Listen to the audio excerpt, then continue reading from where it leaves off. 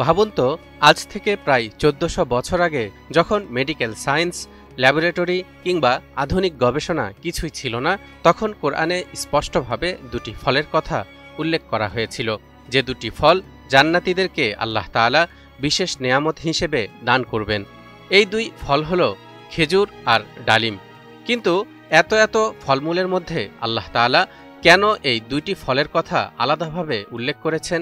বিজ্ঞানীরা গবেষণা করে দেখলেন, এই দুটি ফল দুনিয়াতেও মানুষের জীবনকে রক্ষা করতে পারে, বিশেষ করে হার্ট অ্যাটাক ও স্ট্রোকের মতো প্রাণঘাতী রোগ থেকে।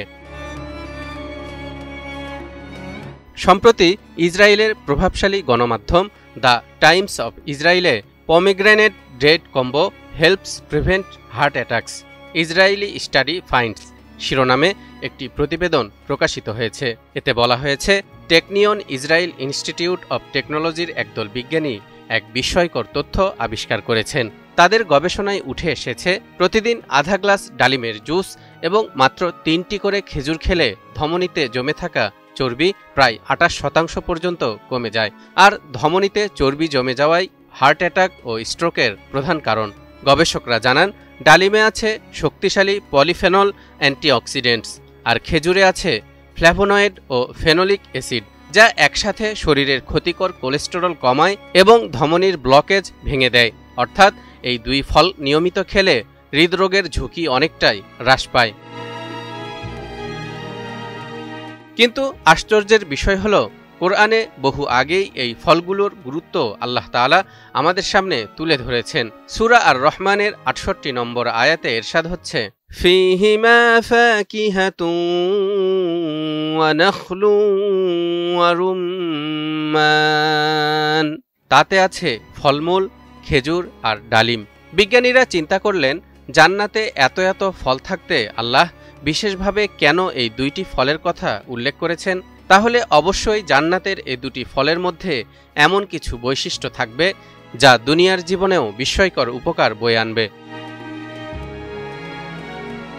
আমরা জানি, জান্নাতে মানুষ কখনো মারা যাবে না। অন্যদিকে দুনিয়াতে মানুষের মৃত্যুর অন্যতম বড় একটি কারণ হার্ট অ্যাটাক। হার্ট অ্যাটাকের ঝুঁকি এড়াতে প্রয়োজন অ্যান্টিঅক্সিডেন্ট সমৃদ্ধ খাবার। বিজ্ঞানীরা গবেষণা করে দেখলেন, খেজুর এবং ডালিমের মধ্যে রয়েছে প্রচুর পরিমাণে অ্যান্টিঅক্সিডেন্ট গুণ। তাই জান্নাতীদেরকে সুস্থ সবল রাখতে বিশেষভাবে এ দুটি ফল খাওয়ানোর কথা মহান আল্লাহ তাআলা কোরআনে উল্লেখ করেছেন। আর একটু আগে আমরাও জেনে এসেছি, দুনিয়াতেও যারা এই দুইটি ফল নিয়মিত খাবে তাদের হার্ট অ্যাটাকের ঝুঁকি অনেকাংশে কমে যাবে। এ কারণেই রাসূলুল্লাহ সাল্লাল্লাহু আলাইহি ওয়াসাল্লাম খেজুরকে সুন্নতি খাদ্য হিসেবে গ্রহণ করতেন এবং ডালিমকেও বরকতময় ফল বলেছেন। আজ বিজ্ঞানও বলছে, এগুলো শুধু সাধারণ খাবার নয়, বরং মানবদেহের জন্য অমূল্য ঔষধ। ডালিম শুধু হৃদরোগ প্রতিরোধে সাহায্য করে না, বরং রক্তচাপ নিয়ন্ত্রণ করে, মস্তিষ্ককে সক্রিয় রাখে, এমনকি ক্যান্সার প্রতিরোধেও দারুণভাবে কার্যকরী। অন্যদিকে খেজুরে আছে প্রচুর পরিমাণে পটাশিয়াম, আয়রন আর ক্যালসিয়াম, যা শুধু হৃদয়কে সুস্থ রাখে না, বরং হাড় মজবুত করে, রক্তশূন্যতা দূর করে এবং শরীরকে তাৎক্ষণিক শক্তি দেয়। এজন্যই রমজানে ইফতারের সময় খেজুর দিয়ে রোজা ভাঙা শুধু সুন্নতি নয়, বরং বৈজ্ঞানিক দিক থেকেও সবচেয়ে স্বাস্থ্যকর উপায়।